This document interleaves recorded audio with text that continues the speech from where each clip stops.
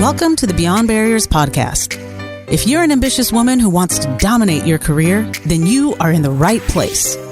This podcast is co-hosted by Nikki Barua, digital innovator, serial entrepreneur, author, and speaker, and Monica Marquez, ex-Googler, diversity expert, and senior corporate leader. From inspiring stories to cutting-edge strategies, you'll learn how to develop the skill set, mindset, and tool set to get future-ready fast and accelerate your success. Hi, I'm Nikki Barua, your host for today's episode. Company culture isn't about what you say, it's about what you do, the standards you uphold, the values you live by, and how you treat each other even when no one is watching. In this episode, you'll meet award-winning entrepreneur Sherry Deutschmann, who built a multi-million-dollar business by putting employees first, even ahead of customers and shareholders. Sherry reveals her recipe for building a people-first culture and how a leader's choices directly impact employee morale, engagement, and commitment. Sherry Deutschmann is a serial entrepreneur and author of the best-selling book, Lunch with Lucy, an inspiring and instructive guide to transformational leadership through empathy. Sherry is the founder of BrainTrust, a company dedicated to helping women entrepreneurs grow their businesses to $1 million and beyond. Prior to BrainTrust, Sherry was the founder and CEO of Letter Logic, a company she grew to $40 million and sold in 2016. Letter Logic was named an Inc. 5000 company for 10 consecutive years. Letter Logic was also featured in the New York Times, Forbes, Business Leaders, Inc. and Fast Company. Sherry was recognized by EY as one of their 2009 Entrepreneurial Winning Women. Sherry was also honored by President Barack Obama as a White House Champion of Change in 2016. Visit I'mBeyondBarriers.com where you'll find show notes and links to all the resources in this episode, including the best way to get in touch with Sherry. Hi, Sherry. Welcome to the show. I'm so excited to have you and learn your story and leadership lessons and share it with our audience. Welcome aboard. Thank you, Nikki. It's just wonderful to be with you. Well, let's dive right in because you have such an incredibly inspiring life story. But for the sake of our audience, tell us sort of the most pivotal pieces of your journey that I think would really bring to light what you are all about. Wow. I guess that would be with telling you what I'm not. I'm not a college graduate. In fact, I never went to school. I was a single mom, a poor single mom, when I started a business competing with my former boss with my belief that I had what it took because I didn't have that degree. I didn't have the education. I had no leadership training, but I had a heart and I had empathy. And so I built a business based on empathy and putting the employees first. And I grew that company to $40 million without a penny in debt just by taking that strategy. I'm going to take really good care of the employees, and they're going to be happy and well fed and well taken care of, and they're going to take great care of the customer. And it worked, and it got us national and even international press. Right behind me, you'll see that framed a letter. That is a letter from President Barack Obama naming me White House Champion of Change for my stance about putting employees first and really paying a fair living wage. So that is a phenomenal way to, for everyone to get to know you, and your successes don't really give anyone a sense of where you even began and the struggles you went through, because now you are a serial entrepreneur that has built multiple successful businesses. You're an investor, you're a best-selling author, congratulations on that, and you're continuing to do amazing things. And sometimes when people hear all about the successes, right, our focus tends to go on all of the things someone has, and we don't often fully comprehend where they came from and what they overcame. Tell us a bit about your formation story, what the early days, even before you started the company, some of the struggles you went through. Yeah, I think really key to knowing me is knowing that I grew up in a household where my family are all Jehovah's Witnesses. Mm. And so Jehovah's Witnesses in general don't promote college education. And because there's no education beyond high school, a lot of witnesses get married very early, start families because there's really nothing else to do. They definitely don't believe in premarital sex, and so a lot of witnesses get married early. And I did that, got married at 18, had no skills. The only work I had done prior to my move to Nashville, Tennessee was in toilet scrubbing. So I cleaned homes for wealthy people, and I had a route where I cleaned gas station bathrooms, like icky. But I did that to make a living, and moved to Nashville as a single parent. I went through a divorce and got disfellowshipped. I was no longer a witness, so I no longer had the support of my family or my friends. I was starting fresh in a new city. Ironically, I moved to Nashville to be a star. Nashville, Tennessee is the home of country music, and I thought I was a singer, and I'm not. And I learned that pretty quickly once I moved here. But the first couple of years in this town without any, backup system or resources were very difficult, as a lot of single moms can tell you. Sometimes I had to choose between paying the light bill or the daycare bill. And so we went without electricity. My mom and dad came over to visit me once, and they couldn't call to tell me they were coming. It's like a 6-hour drive because I didn't have a telephone. I couldn't afford a phone. And they just showed up at my door and were just so upset that I didn't have electricity. And, I had to point to the cooler over in the corner to say, gosh, look in there. We have milk. We have cheese. You can look at our bodies and tell we're not starving. We're okay. We are managing. And then going from that to, I got a job where I was beginning to make ends meet, but I didn't have health insurance, and going through a phase where, not a phase, but where my daughter cut her foot on a playground. And I didn't have a credit card. I didn't have insurance. I had no saved money. And so I didn't take her to the doctor when I should have.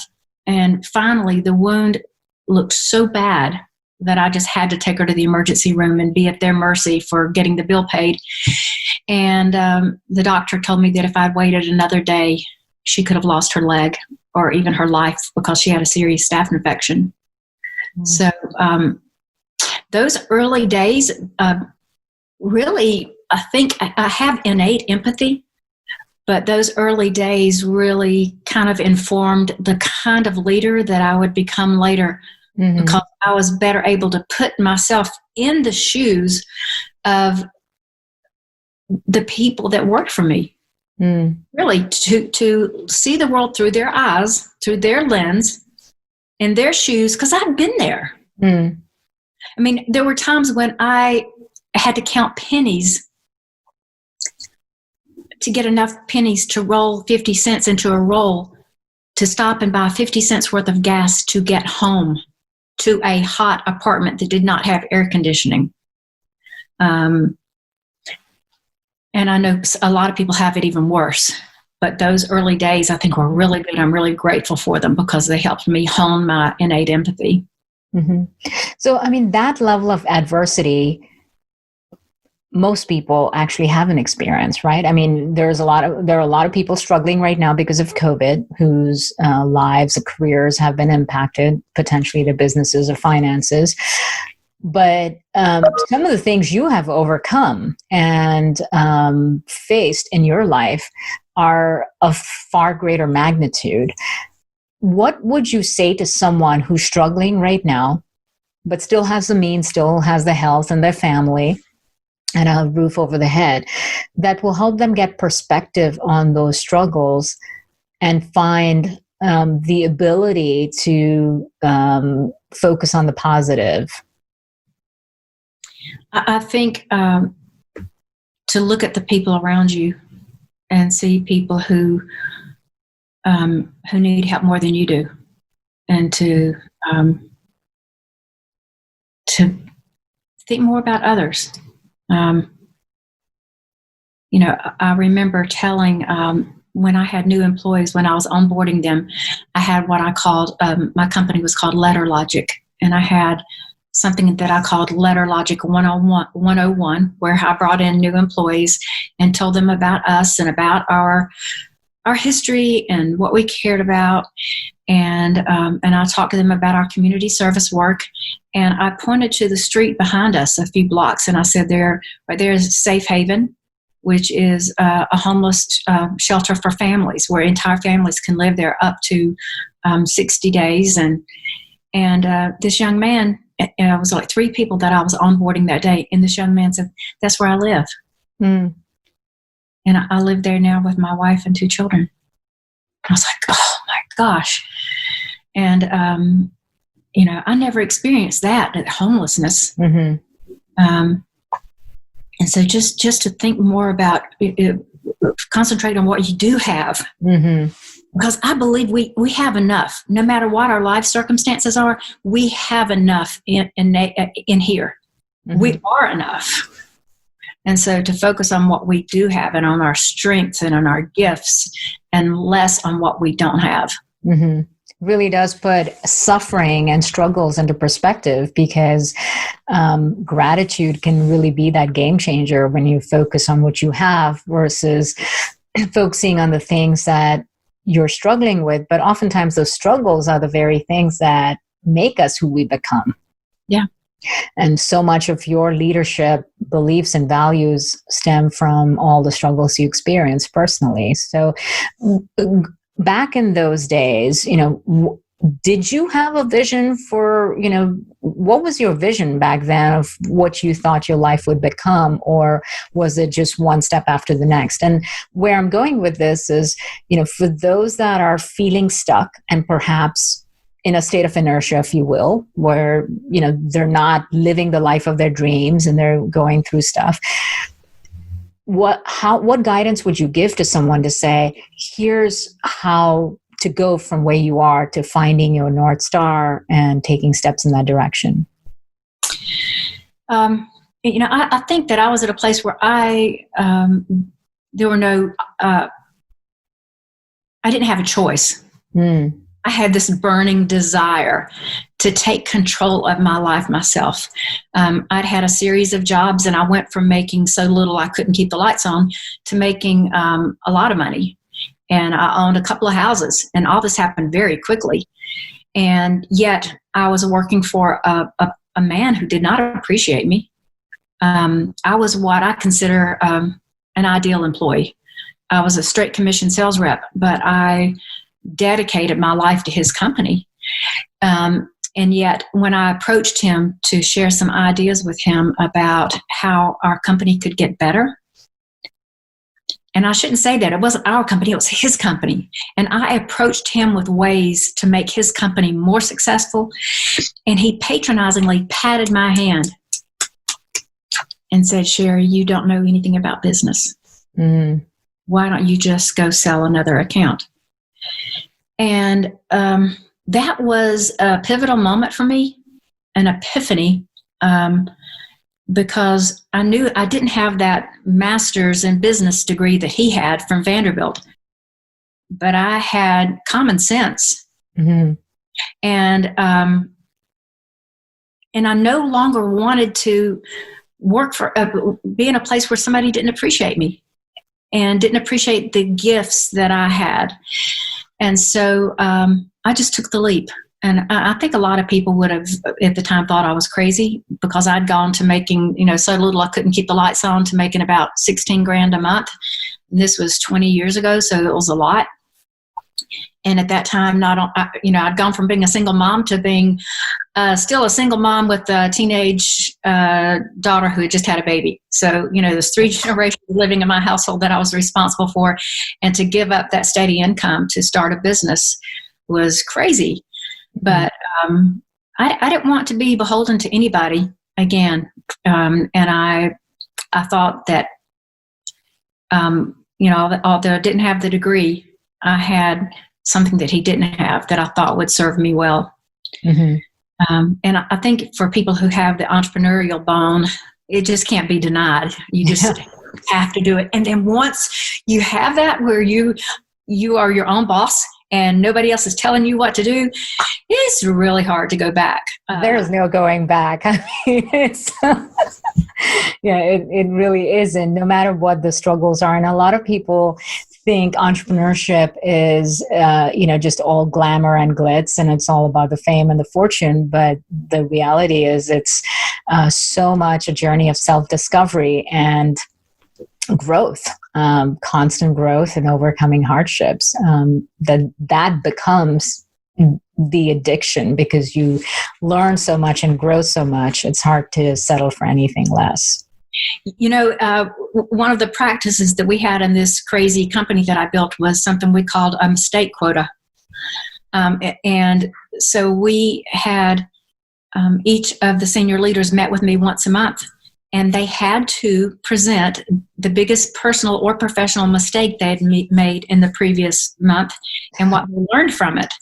And so we learned to celebrate those failures. And to celebrate the hardships, because there were important lessons to be learned. Mm-hmm. And we shared them, one, to make everybody comfortable being vulnerable and really honest. Yeah. But so that the rest of us can learn from their mistakes and not have that mistake, or not make that same mistake ourselves. So there's something to be said for celebrating the tough times, mm-hmm. And not forgetting them.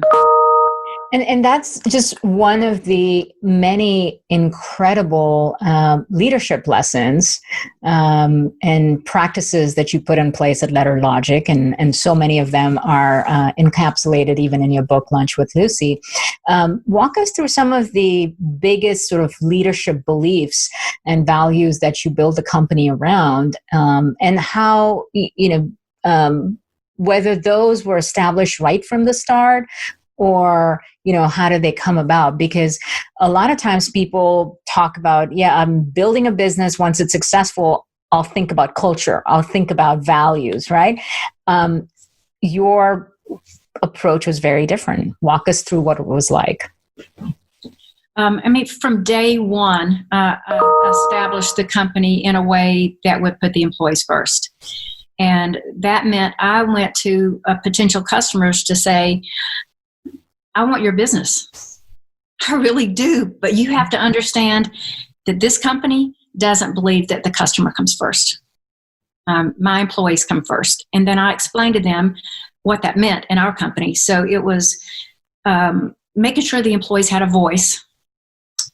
And in doing that, I created formal and informal ways to listen to the employees on a regular basis. It meant really paying them a fair living wage. And Nikki, I could talk a whole hour about what that means. Mm-hmm. It meant letting them bring their kids to work, mm-hmm. and their pets to work whenever they wanted or whenever they needed.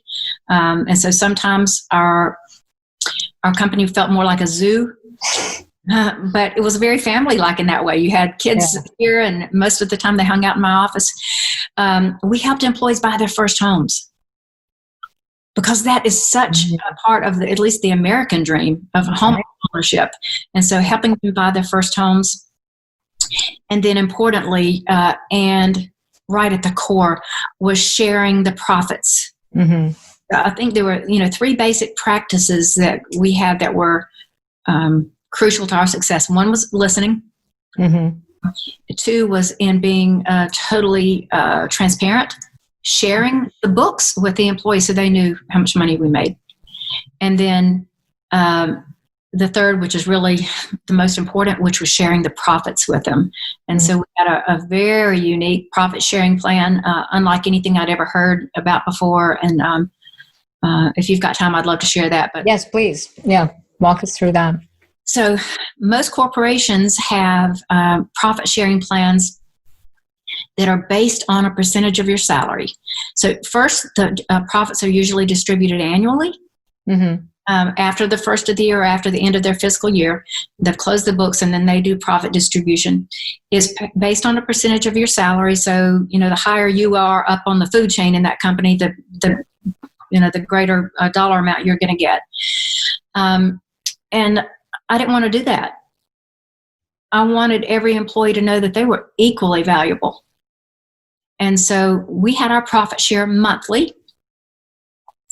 And we did it monthly so that we could remember. So what we did was gather all the employees together in one room, and we went over the financials.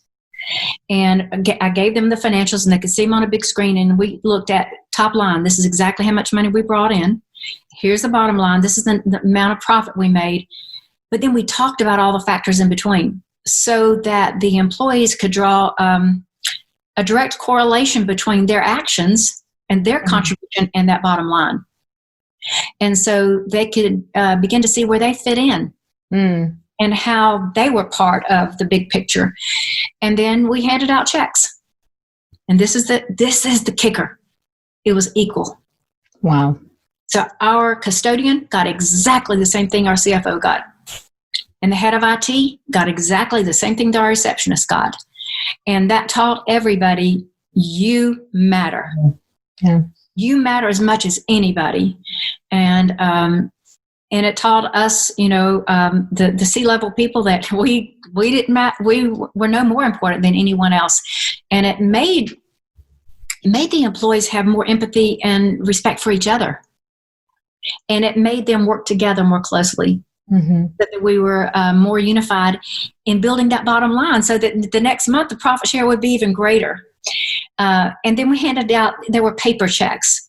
They weren't an automatic deposit to your account because I wanted the tangible reward and to be able to hand a check to the employee and say, look at what we did together. And, we were a startup. So at first the checks were like the first one was $7. But then they grew to be $400, $500. And the last one that I assigned was over $1,000. This is monthly. So if you are somebody that's making $20, $25 an hour, and every month somebody's handing you a check that says, look what we did together, and here's my $500, that can really change lives. And I think it did. Absolutely. I mean, the level of empowerment, I can visualize what those team meetings would have felt like, walking through the financials, feeling a true sense of ownership, because there's nothing that makes you feel like an owner than being responsible for the fate and the outcome of the company, but also sharing the rewards. And yes, a lot of companies hand out equity and, you get shares in the company, but a lot of times it doesn't really mean anything. Right? Because so many companies, especially in the tech startup world, you can get, a certain percentage of shares with a 4-year vesting period and all of that. But it doesn't mean anything day to day. You don't even know what it's worth unless there's a tangible event. But what you did was create something very practical, very tangible, and very immediate. So the mentality and the mindset of saying everything I do today matters in the results tomorrow. And with a 30-day chunking, it also creates a level of agility and focus. So it's absolutely brilliant. Help our listeners, and especially for leaders and entrepreneurs that are listening into this, help them understand, the profit pool itself. Granted, it was equal, but what portion of the total profits? Like, how did you think about reinvestment in the business or owners and things like that? How did that work? I distributed 10% every month. Okay. And so, and I love the fact that you said the investment, because that's how I looked at it. It was an investment. So I had a pie this big, and I took a wedge this big, 10%, to give it to them, investing in them. And what it was make my pie this big, and then this big. Right.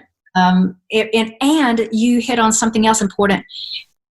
The greater access to knowledge they had, how our profitability occurred and what our expenses were, the more it shaped their behavior and their decisions.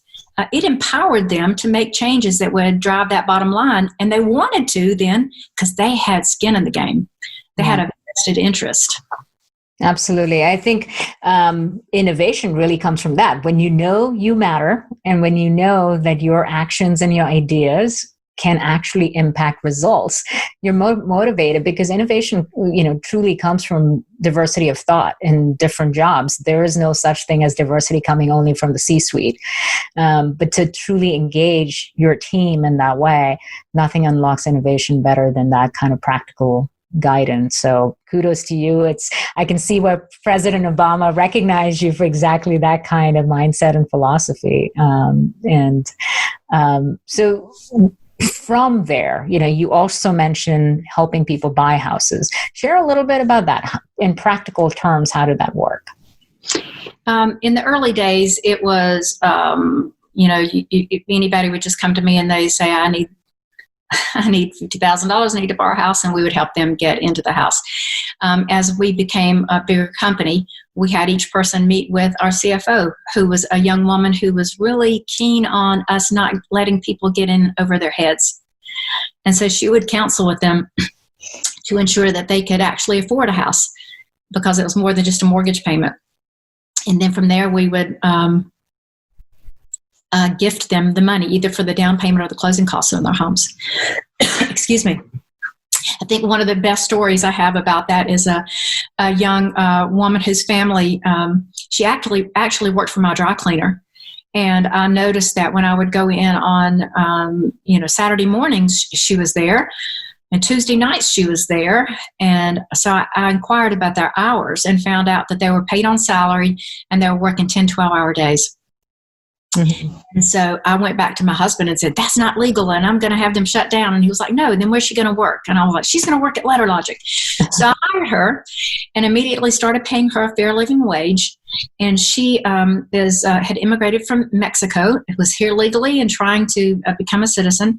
And she approached me about 18 months into her employment and said, we want to buy a house.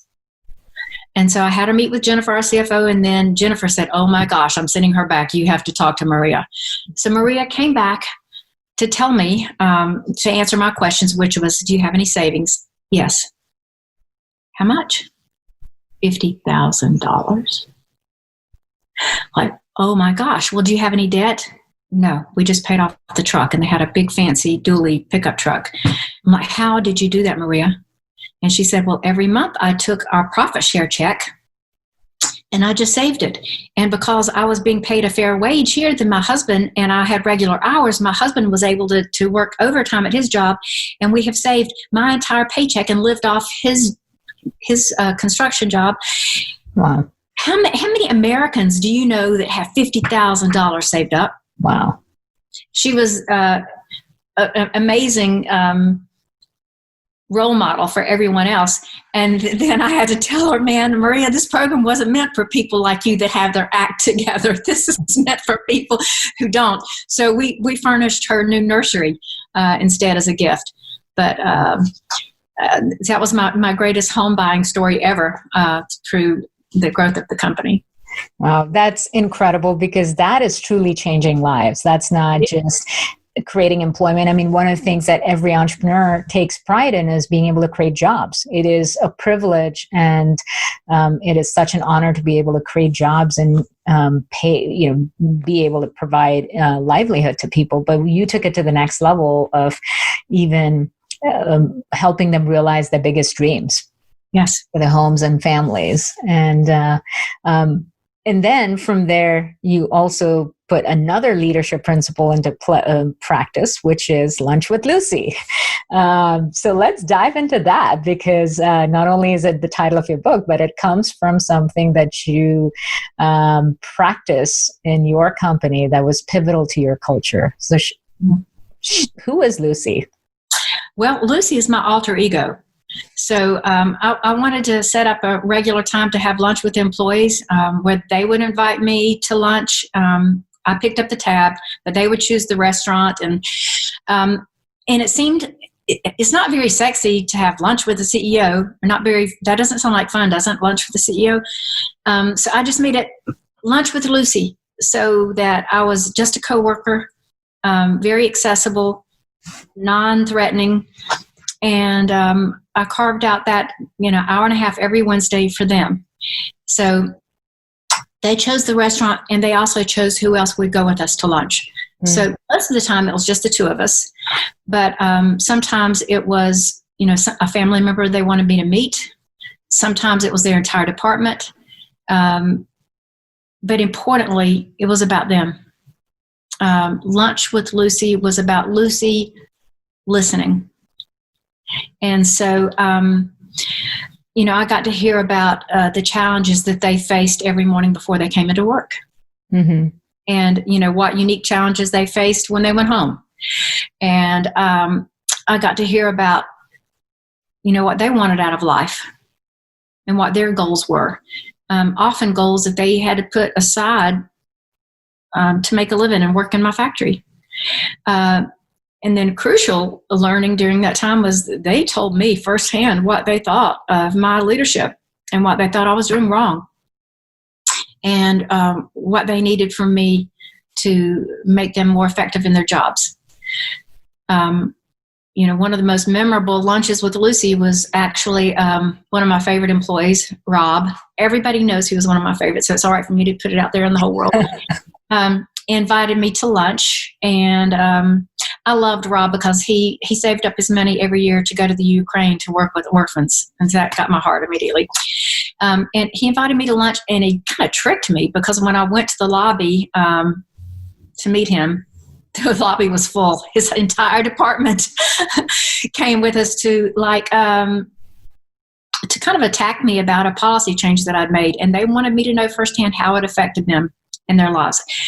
And so that was a 2-hour lunch, and I just listened. And I came back and changed the policy immediately because I had not anticipated how that little change would affect them. Mm-hmm. And so it gave me incredible insight into what was going on in the company that I would not have been aware of otherwise. Mm-hmm. And it's not like I was in an ivory tower and my office was out in the factory. Right. I was much closer to the people in the factory than I was to the people in the office or the people in the IT department. Closer to them heart-wise and, physical-wise. But there was still a barrier between me and them at some points, and that lunch with Lucy took that barrier away. So even now, I sold the company 4 years ago, and still I get employees calling Lucy to ask Lucy to go to lunch, and they started calling me Lucy, and it just made me a lot more accessible to them. And it became the most important time I spent in growing my business every week. I got, for the price of lunch, I got something that I would have had to pay consultants tens of thousands of dollars for. Mm-hmm. And got something that no amount of money could get. That closeness, the glue that kept me and my employees working together so closely. That is just beautiful. And it's like so much about you. It's very unconventional. You've taken an unconventional path. You have unconventional policies that you've put in place, and frankly is the reason you've been so successful. What were some of the hardest times for you as an entrepreneur that you overcame during that time? I think that what's common to women is lack of confidence. Mm-hmm. And that struck me at several times in our company growth. And so because I didn't have a college education and I felt like there were so many things I didn't know, there were a couple of times in our history where I hired in other people I was still CEO in name, but I pushed a lot of the responsibility onto other people to lead. And they quickly got us on a bad track, away from our empathic business model and more into regular corporate structures. And in one time in particular, a man who had all the right credentials, but he was derailing us. And it was my lack of confidence that caused that. And so I jumped back in the fray, got rid of him, and realized that nobody was more qualified to lead my company than me, especially because I had this unorthodox business model and structure. And that I wasn't going to let go of that, and I couldn't entrust it to anyone else at that moment. So I think most of the hardships came, I brought on myself because of not having more faith in my own ability. And it's a common struggle that so many women go through, whether it's a position that they really want in the workplace, that they're second guessing and feeling like they're not ready for it yet, or even as entrepreneurs, not believing they can truly build a big business, settling for a lifestyle business, not because of lifestyle, but because of fear. Right. What techniques, have you employed that have helped you sort of in that moment, not the ultimate decision, but actually overcome that sort of imposter syndrome or the lack of confidence? Is there something that a woman who's in this situation right now might listen in and say, okay, I can use, this is a framework that I can use? I'd say two things. One, knowledge and depth of knowledge and breadth of knowledge takes away that lack of confidence. For me, that meant me learning the financials of the company so that I didn't have to entrust anyone else to it. I knew it instinctively. But I think more importantly is having peers who can tell you where your blind spots are. I mean, that's why they're called blind spots, because you're not even aware of them. Yeah. And so I got that through my association with EO, that's the Entrepreneurs Organization, and through WPO, the Women's Presidents Organization, where I had peers who could point out to me where my weaknesses were, and then hold me accountable to change. And I remember one of our exercises, maybe 7 or 8 years ago, which I still think about often, was where each of us wrote about the other members, what we thought were their strengths, what we thought their brand was, and where we saw warning signs. So not a weakness, but a warning sign. And that was so empowering. And I encourage women to do that with a group of friends and peers. You have strengths that you don't even know you have. Yeah. I have a lack of sophistication because of the way I was raised, and I was shy about sharing it openly because of that. It turns out that that's actually a strength. It makes me approachable to just about everybody. And so instead of me not speaking up and not showing how unsophisticated I am, it became something that I embraced. And hey, here I am in all my glory.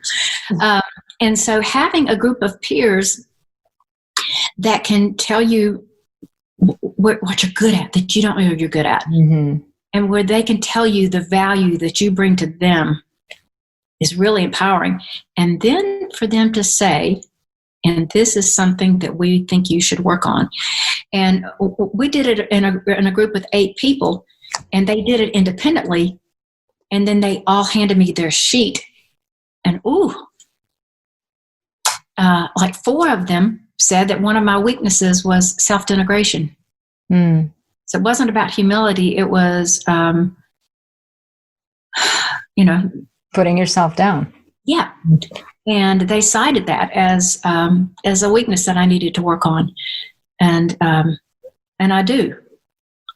But having peer-to-peer learning is the best tool that I can think of for entrepreneurs, but professional development, or even for any group, any woman, that you need that group. And, because of that, I started a company a year ago called BrainTrust, which is for women, to help more women get their startups,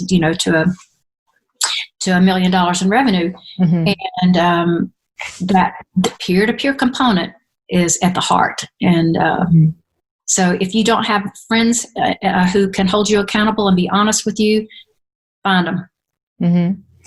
I love the idea of BrainTrust. I want to dig into that a little bit more. First, in terms of your specific focus for BrainTrust, because there's lots of entrepreneurial peer organizations out there. But you took a very unconventional approach. A lot of entrepreneurial mentoring organizations focus on businesses that are over $5 million, sometimes even higher than that. And as you and I both know, barely 2%, 1% of companies make it that far. So there's 99% that are left without any sort of support. And part of the reason why mentoring organizations don't focus on that is because there's a question about whether that's a profitable customer segment to focus on. You can make more money if you focus on bigger businesses. And you, again, took a completely unconventional route. Walk us through your thinking. Well, there are so many organizations, you're right, that cater to those companies who are at $1 million or $2 million or $5 million. Mm-hmm. But the truth is that they're rarefied air. Like you said, like less than 2% of women ever get to $1 million. Less than 5% of men ever get to $1 million. And that leaves the rest of us out there struggling to know what, because we don't know what we don't know. And we're left without the resources to help us get to that point. And so BrainTrust was created to help you get to $1 million. If you've got $1 in revenue and you're a legal entity, so you've already got your business license and all that, then you can join and then us help you get to $1 million, mostly through the peer-to-peer learning. $1 million is, it's not scientific, but there's a lot of thought around the fact that once you get to $1 million in revenue, you are probably paying yourself a decent salary. Mm-hmm. And once you get there, you're no longer working in the business. You're working on the business at a higher level. And so that's where you get the chance to really start scaling. Mm-hmm. Right. If you're at $1 million is always the hardest. Once you get past that, you're attracting talent. You're able to get bank loans easier, credit lines easier. There's just so many other things. And people are just more likely to help you because you sort of have gained a level of legitimacy as an entrepreneur, where it's not just a job where you're self-employed. Exactly. You nailed it. And like there are 13 million women-owned businesses in the U.S., and less than 2% of them qualify for the two best peer-to-peer organizations that I know of, EO and WPO. They don't qualify, and most of them never will. And so through BrainTrust, we're going to help more women break through that barrier. And this is one of my friend Pat, I don't know who she stole this from, but I've quoted her saying it, is that you teach a man to fish and he'll eat for a day. You teach a woman to fish and she feeds the village for a lifetime. So these small women-owned businesses, we're not just making enough money for our household. We're employing people. We're changing the world. Mm-hmm. So BrainTrust is to help women grow their businesses, grow their personal wealth. Mm-hmm. And there's nothing wrong with that. Yeah. And once you do that, then to expand your influence in the world. Mm-hmm. And so that's really what I'm all about, us expanding our influence so we can make change in our communities and in the world. And like you said, they're really not mutually exclusive. In fact, it's important to have that, where we need to stop shunning the idea that we're only doing things because we want to make a difference, that it's all about impact. Because you can't make impact without power, influence, and capital. That is what you need to ultimately make change. So if you are someone who has a bigger sense of purpose, you need the money and the commercial success and the influence and access in order to be able to drive change. And building an entrepreneurial venture that scales is a terrific way to do it. Absolutely. I couldn't have said it better myself. I mean, that's why, how likely is it that I, as an entrepreneur of a small business in Nashville, Tennessee, would get, have the New York Times write about me, or Forbes magazine, or have Obama know about me? There's only 3 business. Business really can give us tremendous influence and a megaphone. And we also become the visible role models that then inspire some little girl somewhere to believe that she can too. And I think that visibility creates even more change than the work we actually do. Yes. And what you said a minute ago about, making sure that, having a business now that gives you the power. I've told women a million times when they come to me with their ideas that are all about good, and I can cure this little thing, I can help this thing. You can't do good, or you can't do as much good until you're doing well. And when your business is doing well, then you have the resources, the power, the influence to make your reach far wider and deeper. I think that's a really powerful statement, because if you want to do good, then learn to do really well. Because once you do really well, you can impact more lives, you can take care of more people, and give them the tools and resources and access to dream their own dreams. Yes. Tell us how BrainTrust is structured in terms of, let's say, someone's interested. You said it takes just as long as you're a legal entity, you make $1 in revenue, you qualify, which is phenomenal because nobody gets this kind of access that you're offering. So if there's someone listening in that says, okay, Sherry, I check those boxes, what do I do next? Well, they go to ourbraintrust.org and they fill out an application. So you go through a training process and an acceptance process. We want to know that you're intent on growing your business, because you can't remain a member after your first year if your business hasn't grown by at least 10%. So we want to see you growing, and we're going to push you in that direction. And then we want to know that you're a learn-it-all instead of a know-it-all. We've had some women approach us and say, yes, I want to be part. I love coaching women. You can't be a member. We are not coaches. We're not there to coach each other. We are not to mentor each other or support each other. We're there to hold each other accountable. Mm-hmm. And so the way it works is, after you become a member, you are placed in what we call a vault. A place is safe and that holds a great value. And that vault has no more than 6 other women.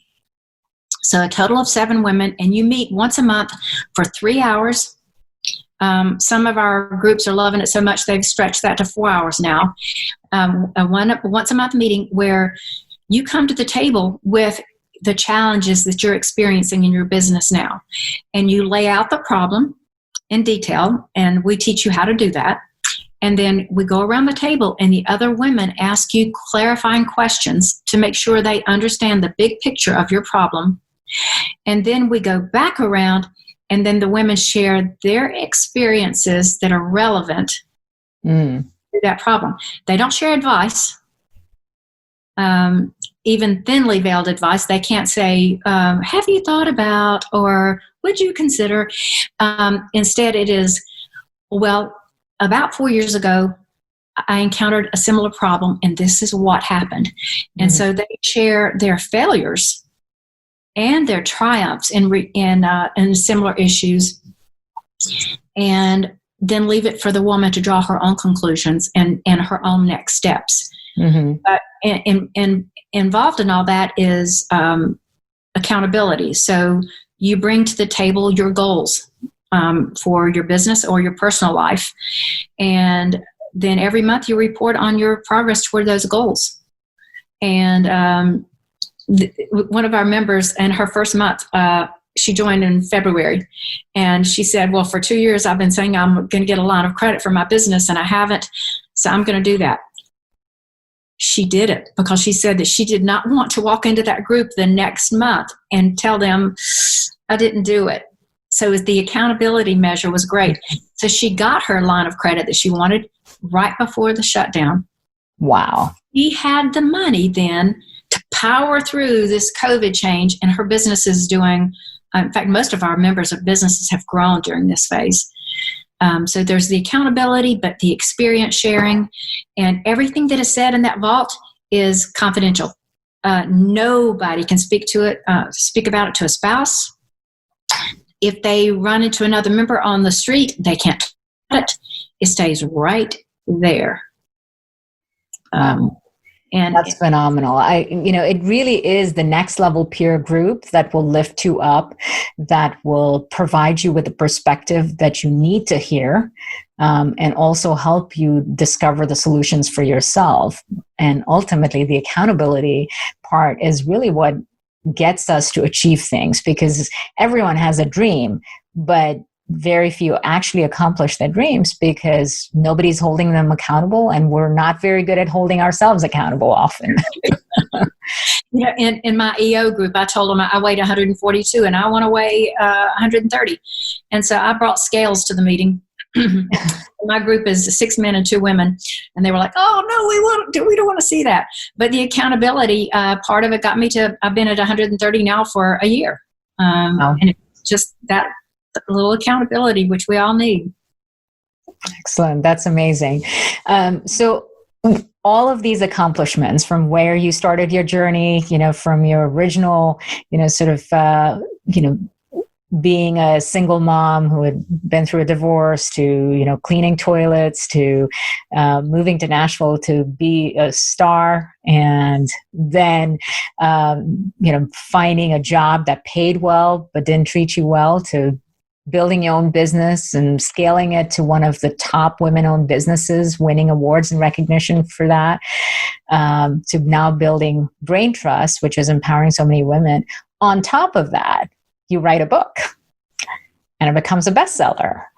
So obviously you have many, many inspiring stories and a lot of lessons to share with people. But tell me a little bit about the behind the scenes for you as an author.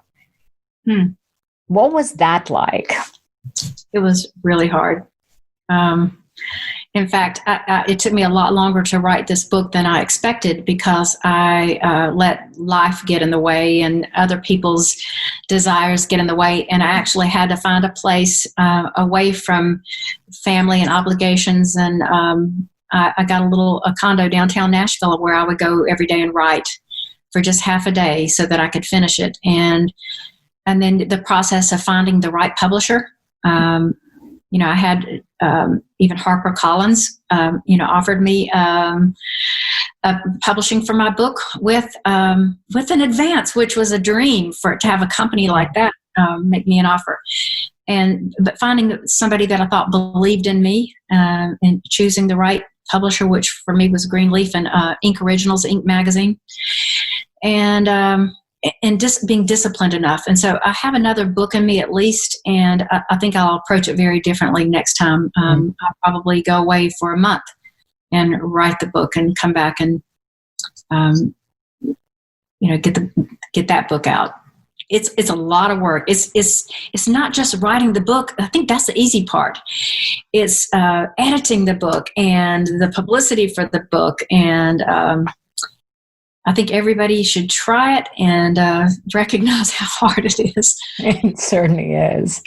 It's, I think for a lot of authors, especially the first-time authors, I think the biggest challenge can often be battling with your own ideas and learning to hold back the judgment before the words hit the page. Learning not to edit before you write. It does, but there's a level of vulnerability and courage that it takes to put your story out there that really transforms your confidence and sense of self, which is why I think it becomes such a powerful, sort of element of our journeys as leaders. So congratulations on your success. How does it feel to have this, such a personal part, be recognized? Is validating in a lot of ways. I believe that my business approach, the employee first business model, I think that it is like a secret tool to make companies more successful. And I think that it doesn't matter what size company you have, but and so that's why I wrote the book, to expose this line of thinking to other entrepreneurs. But for me, as it's incredibly validating for me as a person. Mm-hmm. Yesterday I got my first royalty checks, and I couldn't believe it. Oh my gosh! And I certainly didn't do it for the money, but the money is a way to measure the success. And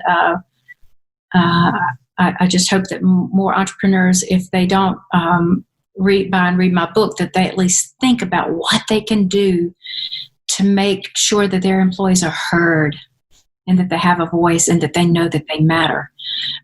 Forbes magazine had an article recently that said that companies who have engaged employees do 21% better profitability-wise. Mm-hmm. And I know that to be true from having grown my own business. I think during this time, especially with the rapid transformation that's happened in business because of COVID, it's changed where people work, how they collaborate. People are questioning whether this is the right place for me, whether this is what I really want to do. It's even more important for organizations to really lead with culture, where it's not just a poster on the wall, but how you treat people and how they feel about themselves in that process. And I think your book isn't just for entrepreneurs. I love the book and I highly recommend it, but I don't think it's just for entrepreneurs. I think it's for leaders in any workplace, but it's also for aspiring leaders to shape their own values and the belief system as they step into roles where they have greater responsibility.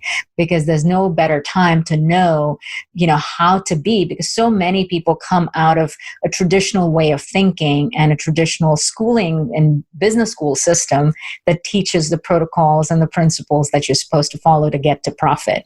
And leading with empathy, leading with a different approach is really what the world needs now. And that's exactly what you lay out so beautifully in your book. And I think it's a leadership must read. Thank you. I've had business leaders who've approached me to say, I only have so much power within my organization. I don't get to call the shots. I'm not the CEO. And yet I believe in this empathic leadership model. And give me, one thing that I can do that will make a difference in my organization. And I think about, besides listening, praise, praising employees. And there are 3 ways to do that. There is directly to a person saying, I love your contribution to this project. It was really valuable. But that's not as valuable as if you do it in front of someone. And then you say, John, did you see what Nikki did and how this contributed to our project? Look, she did this and this. Isn't that great? But the most powerful way is to talk good about somebody behind their backs in a way that will get back to them.